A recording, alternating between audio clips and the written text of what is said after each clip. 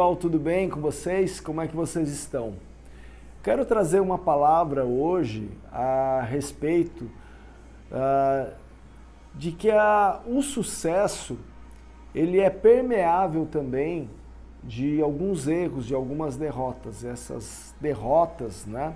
Muitas vezes nós temos que tomar bastante cuidado de como que nós vamos administrar elas, as nossas emoções diante dessas derrotas, né?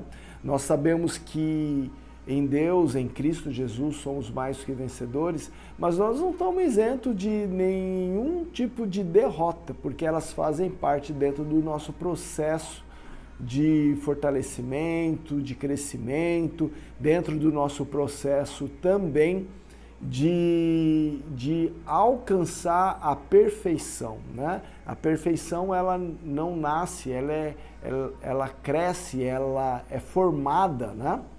E tem um texto em Jó capítulo 14, do verso 7 e 9, fala assim: para uma árvore há mais esperança, pois se for cortada ainda é possível que volte a brotar e torne a viver.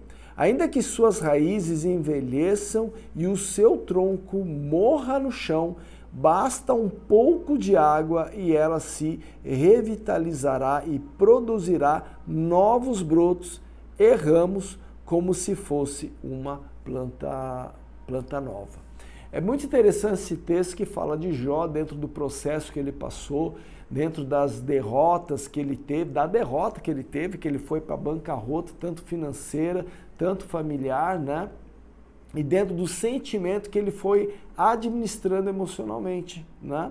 Então ele sabia que ali, como essa árvore que foi cortada, que envelheceu, ali é o cheiro das águas, mesmo um pouco de água, faria essa árvore obter força. O que eu quero dizer com isso é que as derrotas que a gente passa, elas nos aperfeiçoam, né? E a gente precisa tomar algumas atitudes para que a gente não fique na derrota. A primeira atitude é quebrar o nosso orgulho.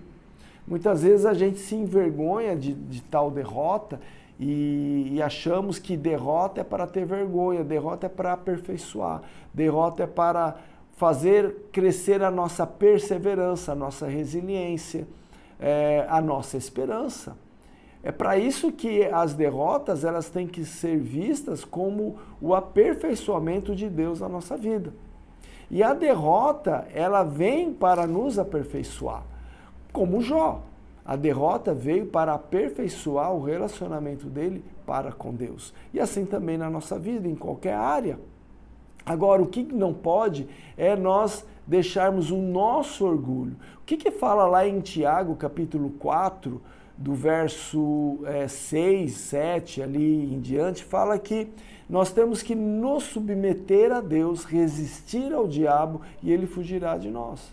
Então, submeter a Deus é você se submeter ao processo de Deus. E às vezes Deus te colocou num processo ali de derrota para quebrar o orgulho, para quebrar a soberba, para quebrar a altivez. E o que acontece? Fica murmurando, murmurando, murmurando. E a gente sabe que a murmuração impede o sucesso, impede de você chegar às promessas.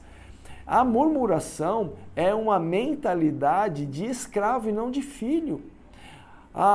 O escravo, olha lá o povo quando saiu do Egito, eles saíram murmurando do deserto, murmurando da água, murmurando da terra prometida que tinha gigante. Mas como uma terra prometida que tem gigante, né? Porque a mentalidade deles estava formada em só trabalhar e receber. Então recebia lá a comida, o alimento e trabalhava.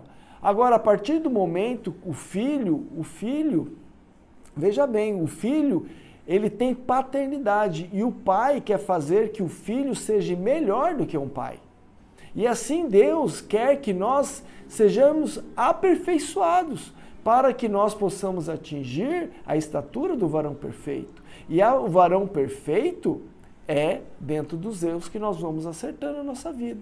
O povo de Israel não queria passar por esse processo, a não ser Josué e Caleb quis passar por esse processo.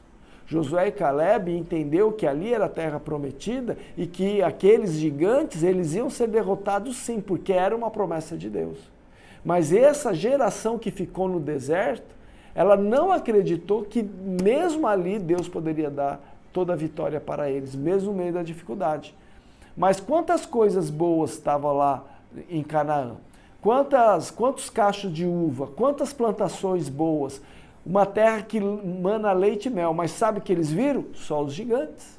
E murmuraram em cima dos gigantes. Então a mentalidade, a falta de esperança, a falta de resiliência do que eles estavam passando ali no Egito e no deserto, né, para atingir o Egito, saíram do Egito, né, não trouxe isso de fortalecimento para eles, para atingirem o sucesso. É importante nós entendermos que os processos que nós passamos na nossa vida envolve algum tempo de derrota. E quando nós estamos em crise, tem dois caminhos, ou te paralisa e você vai ficar estagnado, ou vai te impulsionar para frente e você vai obter o sucesso. Mas tudo isso tem que estar banhado dessa unção de revelação do Espírito Santo, que é a palavra de Deus.